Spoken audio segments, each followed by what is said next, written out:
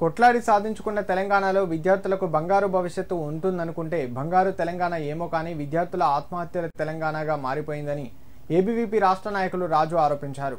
కాంగ్రెస్ ప్రభుత్వం వచ్చాక విద్యా వ్యవస్థను పూర్తిగా నిర్వీర్యం చేసిందన్నారు. సిద్దిపేట జిల్లా తొగుట మండల కేంద్రంలో ఏర్పాటు చేసిన మీడియా సమావేశంలో ఏబీవీపీ నాయకులు మాట్లాడారు.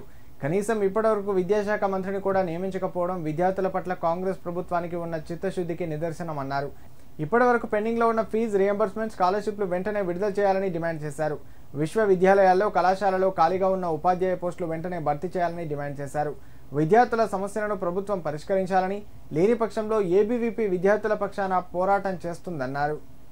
సాధించినటువంటి తెలంగాణ రాష్ట్రంలో వచ్చినటువంటి తెలంగాణలో విద్యార్థుల భవిష్యత్తు బంగారు భవిష్యత్తు అని భావిస్తే బంగారు తెలంగాణ పోయి గత 12 ఏళ్లుగా ఈ తెలంగాణలో విద్యార్థుల ఆత్మహత్య తెలంగాణగా మారింది.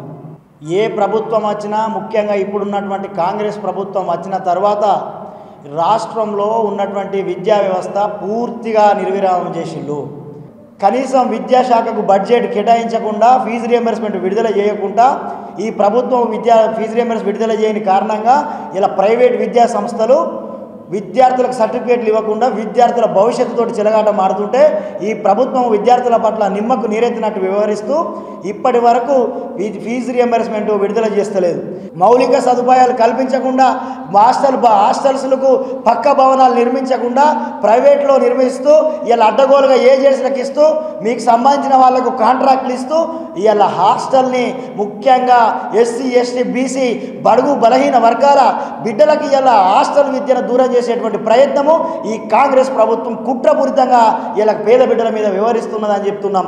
ఇప్పటికైనా మాటలు వీడండి, మీ అసెంబ్లీ ఫామ్ హౌస్లు గేట్లు దాటండి, మీ ఎమ్మెల్యే క్యాంపస్లు వీడండి.